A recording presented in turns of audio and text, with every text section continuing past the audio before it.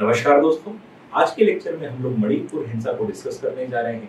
दोस्तों, आपको पता होना चाहिए कि 2 दिन पहले मणिपुर हिंसा के दौरान एक वीडियो वायरल हुआ है जिसमें 2 कुकी महिलाओं को नग्न परेड कराई जा रही है। इसने पूरे भारत को झकझोर के रख दिया। पार्लियामेंट सेशन स्टार्ट होने वाला था। हमारे प्रधानमंत्री से जब मणिपुर हिंसा पर प्रश्न पूछा गया तो उन्होंने भी इस पर दुख एवं क्रोध व्यक्त किया।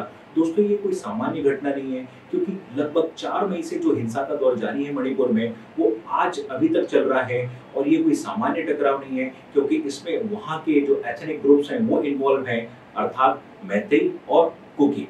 आप मेरे पीछे विजुअल्स देख पा रहे होंगे कि मणिपुर में होने वाली हिंसा ने किस तरीके से पूरे राज्य को झकझोर दिया है और एक प्रश्न चिन्ह कानून व्यवस्था पर खड़ा कर दिया है कि आगे भारतीय राज्यों में यदि इस प्रकार की हिंसा होती है तो इसको कंट्रोल कैसे किया जाए। दोस्तों, आपको पता होना चाहिए कि जो मणिपुर वायलेंस है, इसमें कई तरह की स्थितियां उत्पन्न हो रही हैं। पहली स्थिति, लोग हिंसा में मारे जा रहे हैं। दूसरा, उनके घरों को आग के हवाले कर दिया जा रहा है।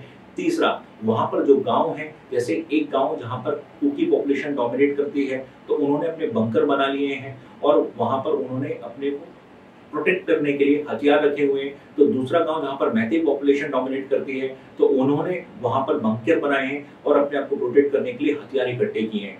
तो इससे कहीं ना कहीं जो लॉ एंड ऑर्डर फेलियर का सिचुएशन एक क्वेश्चन मार्क रेज करता है कि आगे आने वाले समय में ऐसे राज्य में किस तरीके से शांति व्यवस्था स्थापित की जाएगी। यद्यपि वहां के जो सीएम हैं बीरेन सिंह, उन्होंने कई बार स्टेटमेंट दिया है कि राज्य में हालात ठीक हो रहे हैं, लेकिन अभी तक हिंसा का दौर जारी है और ऐसी कोई भी खबर नहीं आ रही जिससे हम ये अंदाजा लगा सकें कि मणिपुर में हिंसा थम गई है। तो आइए आज के लेक्चर की शुरुआत करते हैं। यहाँ पर आप कुछ विजुअल्स देख पा रहे होंगे कि किस तरीके से लोगों ने एक घरों में आग लगा दी है, सड़कों में हिंसा होती चली जा रही है।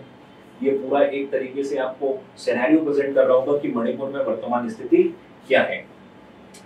इसके बाद अगली स्लाइड में आप देखेंगे, ये कल की घटना है। आपको पता होना चाहिए कि जिस तरीके से कुकी महिलाओं की नेकेड परेड कराई गई थी, तो वहां पर जो आरोपी व्यक्ति है उसके घर में कई सारे प्रोटेस्टर्स ने आग लगा दी है। ये एक प्रकार का रोष था जो जायज है कुकी समुदाय, क्योंकि ये ट्राइबल बेल्ट है और ये जो ट्राइबल कम्युनिटी है ये पहाड़ियों में रहता है मणिपुर के, जबकि जो मैतेई लोग हैं ये वैली यानी घाटी में रहते हैं, जैसे इम्फाल घाटी में।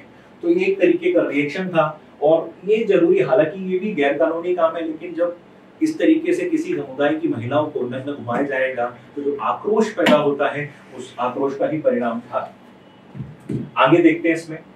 अब यहाँ पर खबर से स्टार्ट करते हैं कि आखिर हुआ क्या है। तो सबसे पहले इसमें हम देखेंगे कि 3 मई 2023 की घटना है, जब एथनिक वायलेंस स्टार्ट हो चुका था भारत के पूर्वोत्तर राज्य मणिपुर में। इसमें 2 कम्युनिटीज इन्वॉल्व थी, मैतेई और कुकी। अब ऐसा माना जाता है कि जो मैतेई समुदाय है वो हिंदू रिलीजन फॉलो करता है, जबकि जो कुकी जो ट्राइबल ग्रुप है वो क्रिश्चियनिटी को फॉलो करता है। मैतेई कुकी के अलावा यहाँ पर नागा ग्रुप भी है और ये जो नागा ग्रुप है ये भी क्रिश्चियनिटी को फॉलो करता है। जैसे आपने पढ़ा होगा कई बार जीके में कि नागालैंड में एक कम्युनिटी, ट्राइबल कम्युनिटी रहती है नागास, तो ये वही नागास है जो मणिपुर में भी रहते हैं। तो यहाँ पर सबसे पहले देखा जाएगा कि on 3 May 2023 ethnic violence erupted in India's northeastern state of Manipur between the Meitei people, a predominantly Hindu majority that lives in the Imphal Valley, and the predominantly Christian tribal community from the surrounding hills, including the Kuki people। तो एक चीज clear हो रही है यहाँ पर, थोड़ा सा ज्योग्राफी का भी यहाँ पर इंक्लूजन करना पड़ेगा, क्योंकि जो कुकी ट्राइबल कम्युनिटी है ये मणिपुर में पहाड़ों में रहती है। तो जाहिर सी बात है, पहाड़ों में किसका आधिपत्य होगा, किस प्रकार का शासन होगा, वहां पर जमीन खरीदने का अधिकार किसका होगा, ये सब कहीं ना कहीं एरियाज ऑफ कंसर्न है कुकी कम्युनिटी के लिए। जबकि यदि बात करें मैतेई की, तो मैतेई लोग इम्फाल वैली में रहते हैं। तो वैली में किस तरीके की शासन व्यवस्था रहेगी, यहाँ का बेसिकली क्योंकि हिंदू कम्युनिटी है तो ये लोग काफी हद तक सीएम को डिसाइड करने में भी महत्वपूर्ण भूमिका निभाते हैं। किस तरीके का शासन प्रशासन रहेगा, शासन में प्रशासन में रहने वाले लोग भी अधिकांश इन्हीं के कम्युनिटी के हैं, तो इसमें मैतेई कम्युनिटी की महत्वपूर्ण भूमिका है। लेकिन यदि हम बात करें तो जो डोमिनेंट पॉपुलेशन है मणिपुर की वो है मैतेई। अब जो 4 जुलाई तक का एक डेटा प्रस्तुत किया जा रहा है कि लगभग 142 लोग मारे जा चुके हैं, 300 लोग घायल हुए हैं और लगभग 55,000 लोग मणिपुर से डिस्प्लेस हो गए हैं। आंकड़ा कहीं ना कहीं आपको ये प्रदर्शित करता है कि हिंसा काफी बढ़ चुकी है और हो सकता है आगे आने वाले दिनों में और ज्यादा लोगों की इसमें मौत हो जाए। आगे देखते हैं इसमें। अब दोस्तों थोड़ा बहुत आपको मणिपुर के बारे में नॉलेज होनी चाहिए। जैसे ये मणिपुर का नक्शा है, इसके जिलों के नाम है। सबसे पहले आपको एक चीज इसमें समझ में आ रही होगी, बाउंड्रीज के बारे में आपको समझ में आ रहा होगा कि यहाँ पर बाउंड्री किन किन स्टेट से बाउंड्री मिलती है। तो मणिपुर की यदि अपन बात करें तो मणिपुर की जो बाउंड्री है आसाम से मिलती है सबसे पहले, दूसरा मिजोरम से मिलती है, ठीक है, तीसरा म्यांमार से भी इसकी बाउंड्री मिलती है। अब यहां पर एक संशय ये भी लगाया जा रहा है कि जो ये एथनिक ग्रुप्स के बीच में वायलेंस चल रहा है, इनको हथियारों की सप्लाई म्यांमार की ओर से हो रही है। तो ये भी एक क्वेश्चन मार्क रेज करता है इंडिया की इंटरनल सिक्योरिटी में, क्योंकि इस समय म्यांमार में चुनी हुई सरकार नहीं है, डेमोक्रेटिक गवर्नमेंट नहीं है। वहां पर सेना ने तख्ता पलट कर दिया था और वहां की जो बहुत बड़ी नेता है आंग सान सू की, वो जेल में है। तो म्यांमार का भी एक संदिग्ध रोल दिखाई दे रहा है कि म्यांमार में भारत ने कई बार कार्रवाई भी की है। वहां पर एक कार्रवाई की गई थी आज से 4-5 साल पहले, जब इंडियन फोर्सेस ने वहां पर घुसकर मिलिटेंट्स को खत्म किया था। दूसरा आसाम हो गया, मिजोरम हो गया। तो आसाम से भी इसकी यदि सीमा लग रही है तो कहीं ना कहीं इसका कुछ असर आसाम में भी होगा, ठीक। तो ये थोड़ा बहुत बेसिक्स आपको पता होना चाहिए कि किस तरीके से सीमाएं लगती हैं आपकी मणिपुर की और वहां पर वायलेंस की क्या स्थिति बन रही है। दोस्तों आगे इसमें देखते हैं। अब यहाँ पर हम मणिपुर का नक्शा देखते हैं और मणिपुर के नक्शे में हम लोग को कुछ ऐसे जिलों के नाम जानने जरूरी है जहां पर हिंसा बड़ी तादाद में भड़की है। जैसे एक जिला है चुराचांदपुर। चुराचांदपुर हमेशा से न्यूज में रहा है जब से मणिपुर में हिंसा स्टार्ट हुई है और यहाँ पर कई सारी घटनाएं देखने को मिली है। इसी तरीके से हम बात करें इम्फॉल वैली की, तो इम्फॉल वैली को भी दो हिस्सों में बांटा जा सकता है, एक है इम्फॉल ईस्ट, दूसरा है इम्फॉल वेस्ट। इसके बाद यदि अपन बात करें तो बहुत सारे, जैसे कामजोंग करके जिला है, ये भी काफी इंपॉर्टेंट हो जाता है। नोनी करके जिला, ये भी काफी इंपॉर्टेंट हो जाता है। और यहाँ पर आप देख रहे होंगे बाउंड्रीज किस तरीके से, असम से बाउंड्री लग रही है इसकी, मिजोरम से बाउंड्री लग रही है, म्यांमार से बाउंड्री लग रही है और यहाँ पर नागालैंड से बाउंड्री लग रही है। तो ऑब्वियसली जब यहाँ पर हिंसा होगी तो इस हिंसा का प्रभाव इन राज्यों पर भी पड़ेगा। इसी तरीके एक सेनापति करके जिला है, आप देखेंगे उत्तर में दिख रहा होगा आपको। एक विष्णुपुर करके जिला है। तो चूंकि मणिपुर आपका न्यूज में चल रहा है तो इसलिए जिलों के बारे में जानकारी होना जरूरी होती है। कुछ अन्य जानकारी जान लेते हैं मणिपुर के बारे में। लगभग इसका जो एरिया है वो 22,327 वर्ग किलोमीटर है। इसका जनसंख्या लगभग 31.94 लाख, लगभग 32 लाख है, जो एक्सपेक्टेड है क्योंकि अभी जनगणना नहीं हुई है। तो 32 लाख लगभग जनसंख्या मान लेते हैं 2022 के आंकड़ों के अनुसार। राजधानी इसकी इम्फॉल है। राज्य भाषा यानी जो राज्य की भाषा है मणिपुरी है। इसका साक्षरता दर 79.85% है। इसके बाद अनुसूचित जातियां, लगभग अनुसूचित जनजातियां यहाँ पर लगभग 34 हैं और ये वही है जिनको सरकार ने रिकॉग्नाइज किया है या मान्यता दी हुई है। विधानसभा की सीटें लगभग 60 हैं, जिनमें 40 सामान्य हैं, 19 आपकी एसटी सीट्स हैं और एक आपकी एससी सीट है। जबकि लोकसभा सीटें यहाँ पर 2 हैं। 3 मुख्य समुदाय यहाँ पर रहते हैं, निवासरत हैं। पहला यदि अपन बात करें तो मैती, दूसरा हो गया नागा और तीसरा हो गया कुकी। अभी जो क्लैशेस चल रहे हैं वो किसके बीच में चल रहे हैं? आपके मैती और कुकी के बीच में। दोस्तों आपको पता होना चाहिए कि 1990 के दशक में नागा और कुकी के बीच में भी क्लैशेस हो चुके हैं।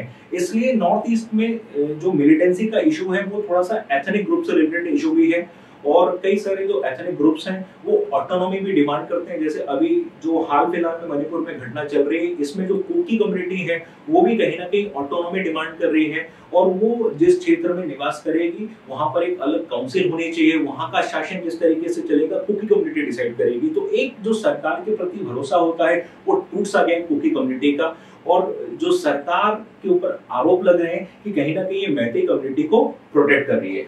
आगे देखते हैं। अब थोड़ा सा टाइमलाइन देख लेते हैं, जो पूरा का पूरा इवेंट हुआ इसकी टाइमलाइन क्या है। सबसे पहले यहाँ पर जो स्टार्टिंग होती है अप्रैल 27 से 27 अप्रैल। अब वह क्या, राज्य के जो मुख्यमंत्री हैं बीरेन सिंह, ये चुराचांदपुर गए थे और यहाँ पर इनको क्या करना था, एक ओपन जिम बनाया गया था, उसको इनॉग्रेट करना था। अब मुख्यमंत्री को ओपन जिम को इनॉग्रेट करना है लेकिन उस ओपन जिम में आग लगा दी गई, तनाव बन गया होगा। 28 अप्रैल धारा 144 लगा दी जाती है और 5 दिन के लिए इंटरनेट को सस्पेंड कर दिया जाता है। मैं आपको बता दूं ये जो बीरेन सिंह हैं, जो मणिपुर के सीएम हैं, ये मैती कम्युनिटी को बिलोंग करते हैं। इसके बाद जो प्रोटेस्टर्स होते हैं, जो लगातार प्रोटेस्ट कर रहे थे, और सिक्योरिटी फोर्सेस, इनके बीच में झड़प होना स्टार्ट हो जाती है। इस दौरान जो पुलिस है, राज्य पुलिस द्वारा आंसू गैस की गोलों का इस्तेमाल किया जाता है। तो ये कहीं ना कहीं आप देखोगे 27 अप्रैल की घटना और फिर 28 अप्रैल की घटना, ये बता रही है कि सब कुछ अच्छा नहीं था मणिपुर में। अब इसके बाद बताया जाता है कि चुराचांदपुर से जो पुलिस है उसको हटाने की मांग की गई, ठीक है, लेकिन उन फोर्सेस को हटाया नहीं गया। और यहाँ पर एक इंडिजिनियस ट्राइबल लीडर्स का फोरम है जिसका नाम है ITLF, indigenous tribal leaders forum, ITLF, ठीक है। इन्होंने कहा कि चलो ठीक है, हम लोग भी यहाँ पर शांति व्यवस्था चाहते हैं, और इन्होंने प्रोटेस्ट करना बंद कर दिया, अपना प्रोटेस्ट इन्होंने विड्रॉ कर लिया। लेकिन फिर भी एहतियात के तौर पर जो शासन है उसने पुलिस को नहीं हटाया, सिक्योरिटी फोर्स को वहां से नहीं हटाया। इसके बाद क्या होता है, फिर से भीड़ इकट्ठा होती है कहां पर, तुईबोंग बाजार में। और फिर इसके बाद इन्होंने क्या किया, रोड में वाहनों को आग लगाना शुरू कर दिया, टायर्स में आग लगाना शुरू कर दिया। यानी 28 अप्रैल को भी हिंसा और झड़प की घटनाएं देखने को मिलती हैं। मई 3, इसके बाद जो ट्राइबल एथनिक ग्रुप्स हैं मणिपुर के, वो इकट्ठा होते हैं, एक सॉलिडेरिटी मार्च निकालते हैं। और इसको लीड कौन कर रहा था, all tribal students union of Manipur, ATSUM, इसको लीड कर रहा था। और ये हो क्यों रहा था, क्योंकि एक हाईकोर्ट का फैसला, मणिपुर हाईकोर्ट का फैसला आया था, और इनने फैसले में कहा कि जो मैती है, मैतीज को क्या कर सकते हैं, ST में इंक्लूड कर सकते हैं। अब ये मेन वजह मानी जा रही है पूरी की पूरी हिंसा की, क्योंकि हाईकोर्ट का डिसीजन कि मैतीज को हम किसमें इंक्लूड कर सकते हैं, ST कम्युनिटी में। और अभी मैंने आपको बताया ST कम्युनिटी में कौन इंक्लूड है वहां पर, कुकी। और कुकीज को ऐसा लगता है कि यदि मैतीज को हम ST कम्युनिटी में इंक्लूड कर लिया जाएगा तो हिल्स में जो जमीन खरीदने का अधिकार है, जो अभी किसके पास है, कुकीज के पास है, वो कहीं ना कहीं मैतीज के पास पहुंच जाएगा। और फिर राज्य में जमीन पर जो कहीं ना कहीं कब्जे की वर्तमान की स्थिति है या जो आधिपत्य की स्थिति है, उसमें बदलाव आना शुरू हो जाएगा। तो ये बहुत बड़ा एक मार्च निकाला गया था all tribal students union of Manipur द्वारा, और इन्होंने हाईकोर्ट के फैसले के खिलाफ प्रदर्शन करना स्टार्ट कर दिया। लगभग 60,000 लोगों ने इस प्रदर्शन में भाग लिया था। एक बहुत बड़ी रैली स्टेट की पॉपुलेशन के हिसाब से देखा जाए। और इसी दौरान फिर क्या हो गया, वायलेंस स्टार्ट हो गया, हिंसा स्टार्ट हो गई। कहां पर, चुराचांदपुर डिस्ट्रिक्ट में, ठीक है। तो चुराचांदपुर डिस्ट्रिक्ट का एक एरिया है टोरबोंग, और टोरबोंग में जहां पर ये रैली चल रही थी वहां पर वायलेंस स्टार्ट हो गया। अब ये जो वायलेंस हुआ, लगभग 11 लोग इसमें इंजर्ड हुए।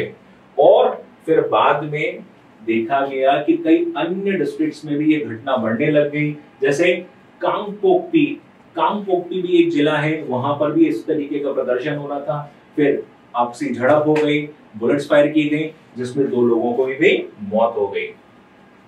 इसके बाद जो मैतीज है, अब देखो यहाँ पर किस तरीके से सिचुएशन चेंज होना स्टार्ट होती है मई 3 के बाद। अब यहाँ पर एक मैतीज जिनके पक्ष में फैसला गया कि मैतीज को ST में इंक्लूड कर लिया जाए, जिससे इनके पास भी हिल्स में जमीन खरीदने का अधिकार आ जाएगा। और दूसरे हैं कुकीज। इन दोनों के बीच में कहीं ना कहीं झड़प होना स्टार्ट हो जाती है। यहाँ पर जो प्रोटेस्टर्स हैं, ये ट्राइबल प्रोटेस्टर्स हैं, याद रखिएगा, और ये हाईकोर्ट के फैसले के विरोध में बात कर रहे हैं। तो अलग अलग डिस्ट्रिक्ट की स्ट्रीट्स में इनके बीच तनाव होना स्टार्ट हो गया, और फिर सिक्योरिटी फोर्सेस को बुलाना पड़ा। और फिर यही है कि 8 डिस्ट्रिक्ट्स में यहां पर कर्फ्यू लगा दिया गया। ये स्थिति यहां तक उत्पन्न हुई। अब जब ये प्रोटेस्ट हो रहा था तो बहुत सारे सिविलियंस के पास AK-47 जैसे सोफिस्टिकेटेड वेपन्स देखे गए, और ये कोई सामान्य वेपन नहीं है। ये वेपन AK-47 हमारी आर्मी और आपने देखा होगा CRPF जैसी फोर्सेस यूज करती हैं, पैरामिलिट्री फोर्सेस यूज करती हैं, और ये वेपन्स देखे गए किनके पास, सिविलियंस के पास। अब सोशल मीडिया में इमेजेस वायरल होना स्टार्ट हुई। अब ये गृह मंत्रालय तक बात पहुंची होगी, गृह मंत्रालय ने इसका संज्ञान लिया होगा, राज्य सरकार को कहा होगा कि आप एक्शन लो कि हो क्या रहा है। अब यहां पर यदि अपन देखें तो जो प्रोटेस्टर्स थे, इन प्रोटेस्टर्स में कहीं ना कहीं जो मिलिटेंट ग्रुप्स हैं वो भी इन्वॉल्व होने लगे, क्योंकि कुकी कम्युनिटी के बहुत सारे ऐसे लोग हैं जो मिलिटेंसी में इन्वॉल्व हैं और वो इन्वॉल्व हो गए प्रोटेस्ट में। तो आपको एक चीज समझ में आ रहा होगा कि हिंसा के पीछे कहीं ना कहीं मिलिटेंट ग्रुप्स भी रिस्पॉन्सिबल हैं, क्योंकि आप विरोध कर रहे हो किसी भी फैसले का, आपके पास अधिकार है, संवैधानिक अधिकार है, आप प्रोटेस्ट करिए, सड़कों पर आइए, लेकिन हिंसा कर देना ये कहीं से कहीं तक वाजिब नहीं है। आगे देखते हैं। अब मई 4 इम्फाल में वायलेंस की शुरुआत हो जाती है, एक दूसरे के घर तोड़ रहे हैं, घरों में आग लगा दी जा रही है, मैतीज और ट्राइबल ग्रुप्स अब खुल के एक दूसरे के सामने आ चुके हैं, रैपिड एक्शन फोर्स बुलाई जाती है, आर्मी बुलाई जाती है, सीआरपीएफ को बुलाया जाता है, असम राइफल्स को बुलाया जाता है, ये सब कहीं ना कहीं मार्च करना स्टार्ट करते हैं, लेकिन फिर भी हिंसा नहीं रुकती। इसी दिन गवर्नमेंट क्या करती है, एक ऑर्डर जारी कर देती है, क्योंकि जब लगातार घर जलाने की स्थिति अनकंट्रोल हो गई तो गवर्नमेंट ने शूट एट साइट ऑर्डर जारी कर दिया कि हिंसक लोग देखो, भीड़ देखो, सिक्योरिटी फोर्सेस को कहा आप इनको गोली मार सकते हैं, लेकिन याद रखिएगा हर किसी को नहीं, एक्सट्रीम केसेस में आपको ये काम करना है जब आपसे सिचुएशन कंट्रोल नहीं होगी।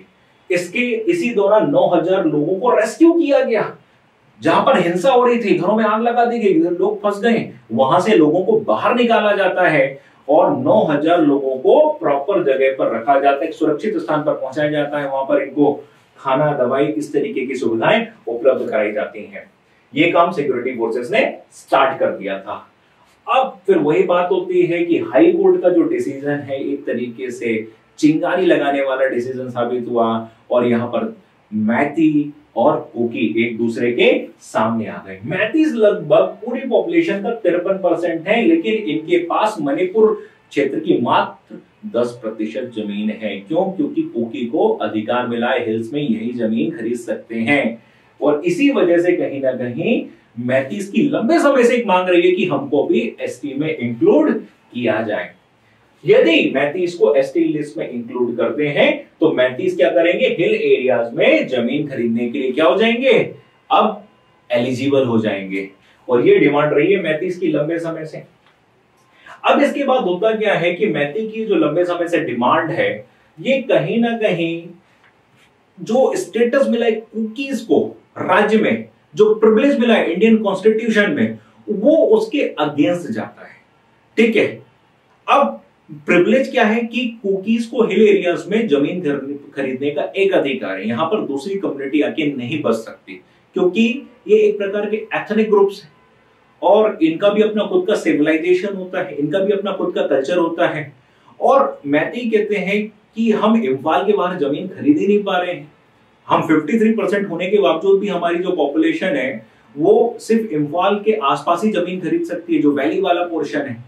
तो ये एक लंबी लड़ाई चल रही थी किनके बीच में, मैतीज के और कुकीज के बीच में। तो मैती क्या कर रहे हैं, अपने अधिकार के लिए लड़ रहे हैं। अब अधिकार उनके लिए अधिकार क्या है कि हमें भी पूरे राज्य में जमीन खरीदने का अधिकार दिया जाए, जबकि कुकीज क्या कर रहे हैं, अपने कल्चर को, अपने सिविलाइजेशन को, अपने मोनोपोली को प्रोटेक्ट करने के लिए लड़ रहे हैं यहाँ पे। So the dispute has to do with a long-standing demand by the Meitei people for a scheduled tribe status under the Indian Constitution, which would give them privileges comparable to the tribal communities.